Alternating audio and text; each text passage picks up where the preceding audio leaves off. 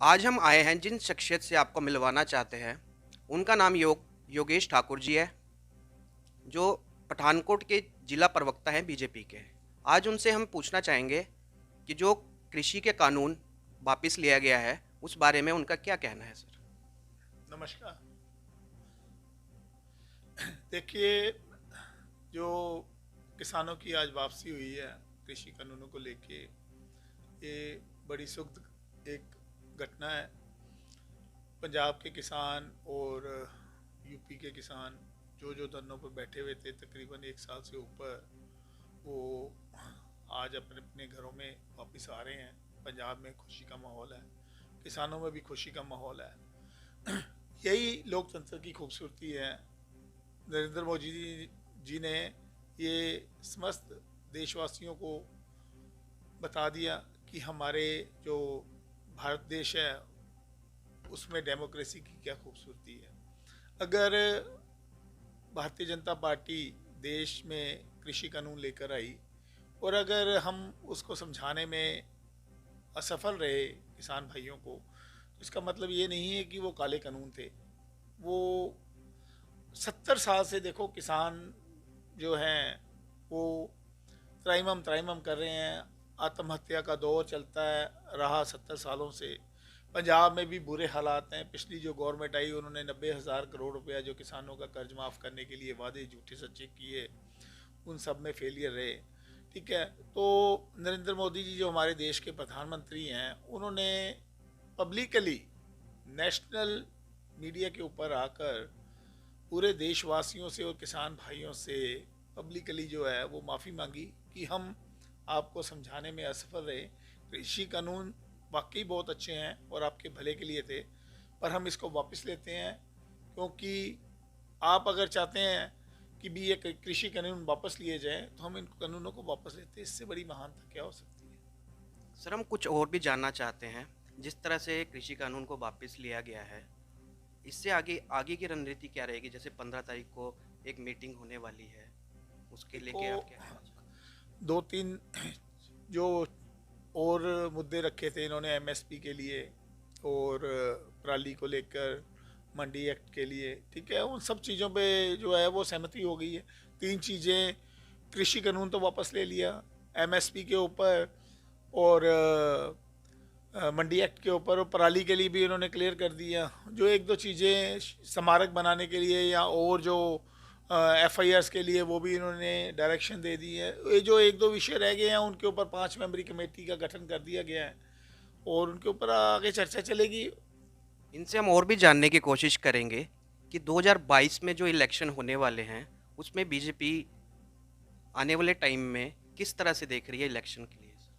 देखिए, भारतीय जनता पार्टी जो है वो 117 सीटों पे पहली बार जो है वो पंजाब पे इलेक्शन लड़ने जा रही है। पूरे जोर के साथ इलेक्शन लड़ेंगे और हमें उम्मीद है कि हम 2022 में जो है संपूर्ण बहुमत के साथ, जो हमारे गठबंधन के हमारे साथी हमारे साथ आना चाहेंगे, उन सब के सहयोग के साथ और पंजाब की जनता के सहयोग के साथ जो है वो संपूर्ण बहुमत के साथ सरकार बनाएंगे। इनसे और भी जानने की कोशिश करेंगे, जो कांग्रेस के शासनकाल में जो भी जनहित में जो भी कार्य हुए हैं, तो उनका आप क्या सोचते हैं सर?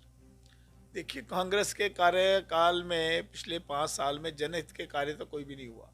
जो भी कार्य जो पंजाब में हुए हैं, जो जो जहाँ जो हमारे ज़िला पठानकोट में हुए हैं, उसमें से जो 90% काम थे वो अमरूद स्कीम में थे और या सेंटर द्वारा दिए हुए थे। ठीक है, मैं आपको बता देता हूँ, आवास योजना थी जो वो सेंटर की है, श्रम योजना जो श्रम कार्ड योजना जो है वो सेंटर की है, लेबर कार्ड जो बन रहे हैं वो सेंटर के हैं, और वैक्सीनेशन कोविड के लिए आई कोविशील्ड, वो सेंटर की स्कीम है, और आटा दाल स्कीम में जो अन्न योजना आई वो भी सेंटर की है। वो उसका भी बेनिफिशियरी जो है वो पूरा पंजाब हुआ, पूरा देशवासी हुए। उसके साथ उज्ज्वला योजना जो आई, जिसमें पूरे हिंदुस्तान में और हमारा शहर पठानकोट में या पूरे ज़िले में जो पुरानी सोडियम लाइट्स, जो बिजली काफ़ी ज़्यादा जिनसे खपत थी, उसकी जगह पर सारी लाइट्स बदल के एलईडी जो लाइट्स लगाई गई, हज़ारों लाखों के हिसाब से, करोड़ों के हिसाब से जो लाइटें लगी हैं, हमारे शहर में भी हज़ारों लाखों लाइटें लग गई हैं। ठीक है, वो सब भी जो है वो नरेंद्र मोदी जी ने उज्ज्वला स्कीम में जो है वो सेंटर की योजना थी। तो और बड़ी हैरानगी होती है, अपने फ़ोटो लगाकर या गलत लोगों को गाइड करके आप सच्चाई से ज़्यादा दूर नहीं भाग सकते। सच्चाई जो है, क्योंकि पब्लिक जो है बड़ी अवेयर है, जनता भली भांति जानती है कि ये प्रदेश की सरकार करा रही है या फिर जो है वो सेंटर की सरकार करवा रही है। इनसे और भी जानने की कोशिश करेंगे कि जो जनहित में जो कैंप लगाए जा रहे हैं, जिसमें राशन कार्ड, लेबर कार्ड, तो उन जो बीजेपी के वार्ड हैं, क्या उनमें भी लगाए जा रहे हैं? देखिए, आपके माध्यम से मैं बताना चाहूँगा, आज से 6 साल पहले, मतलब 5 साल पहले, जब भारतीय जनता पार्टी की सरकार थी, उस टाइम मैं काउंसलर था कांग्रेस पार्टी का। अश्विनी शर्मा जी एमएलए थे। पर तब हम जो है, तब भी हमारे साथ कोई भेदभाव नहीं हुआ। बीइंग मैं उस टाइम कांग्रेस का काउंसलर था, तब भी जो हेल्थ कार्ड बने वो हमारे यहाँ पर आके कैंप लगे मोहल्लों में, गलियों में, ठीक है। और ब्लू कार्ड, जो नीले कार्ड, राशन कार्ड बनवाए, उसके लिए भी किसी तरह से कोई भेदभाव नहीं था। पर ये अभी 5 साल से एक जो ट्रेंड चल पड़ा कि भारतीय जनता पार्टी के काउंसलरों को ठोकना, इवन जो सिटिंग कांग्रेस के काउंसलर हैं उनके साथ भी भेदभाव किया गया। बड़ी दुर्भाग्यपूर्ण बात है। मैं कांग्रेस में था, मैंने 4 साल पहले सिटिंग गवर्नमेंट और सिटिंग एमएलए को छोड़ दिया, क्योंकि उसके बाद विभूति शर्मा जी, उसके बाद दाराजी बिंद्रा, 80% कांग्रेस जो है वो बड़ी, मतलब हैरानीजनक बात है कि एक एमएलए जो 5 साल जिसने राज किया पठानकोट के ऊपर, धांधलियाँ की, गुंडागर्दी की, और आज वो अपने कर्मों का ही फल जो है वो भुगत रहे हैं, क्योंकि पूरी कांग्रेस एक तरफ हो गई है और एक एमएलए और उसका भाई एक तरफ हो गए हैं, और पूरी कांग्रेस की एक ही आवाज़ है कि उम्मीदवार बदलो। पर आपके माध्यम से मैं भगवान से दुआ करूंगा कि उम्मीदवार यही रहे। इसको जो है पठानकोट की जनता को मौका देना चाहिए दिल्ली जाने के लिए, वापस भेजने के लिए, ताकि 35-40 हज़ार के एक ऐतिहासिक, जिस तरीके से इन्होंने करप्शन में एक इतिहास रच दिया, उस तरीके से इनकी हार भी जो है वो एक ऐतिहासिक होनी चाहिए। क्योंकि जितना कि इन्होंने गुंडा राज और जितना कि इन्होंने धांधलियाँ और जितनी के करप्शन के रिकॉर्ड इन्होंने 5 साल में तोड़े हैं, मेरा ख्याल Guinness book of world record में इनका नाम जो है वो दर्ज होना चाहिए।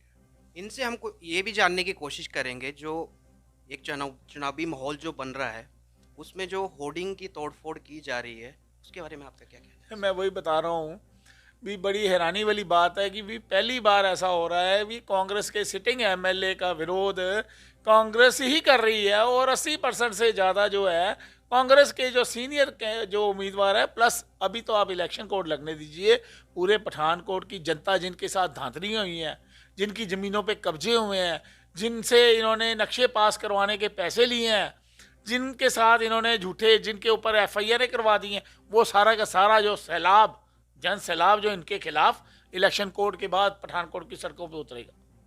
ये थे योगेश ठाकुर जी, जो बीजेपी के प्रवक्ता हैं। इनसे हमने आपको मिलवाया। मैं इनसे जानना चाहूँगा कि जनता के लिए 2 शब्द आप बोलना चाहें। देखिए, आपके माध्यम से मैं पंजाब की जनता को और हमारे ज़िले की जनता को यही अपील करूंगा दिल से कि सभी पार्टियों को आपने मौका दे दिया, और इस बार जो है पहली बार 117 सीटों पर फुल फ्लैज जो है वो भारतीय जनता पार्टी पंजाब में अपना प्रदर्शन करने जा रही है, अपने चुनाव में उतर रही है। एक सुनहरा मौका है डबल इंजन की सरकार के लिए, क्योंकि ऊपर दृढ़ संकल्प जो राष्ट्रहित की ही बात करते हैं, वैसे हमारा नेतृत्व है नरेंद्र मोदी जी, उनके ही जो संरक्षण में जो पंजाब में सरकार बनेगी, वो विकास में किसी तरह से जो है वो कमी नहीं आएगी। एक तीव्र गति के साथ पंजाब को विकास जो है की ओर अग्रसर लेके जाएगी। तो आपसे यही बेनती है कि 2022 में सोच समझ के भारतीय जनता पार्टी को एक बार मौका दें 117 सीटों पे, और उनको विजयी बनाएं, सरकार बनाने का मौका दें, सेवा का मौका दें। जय हिंद, जय भारत।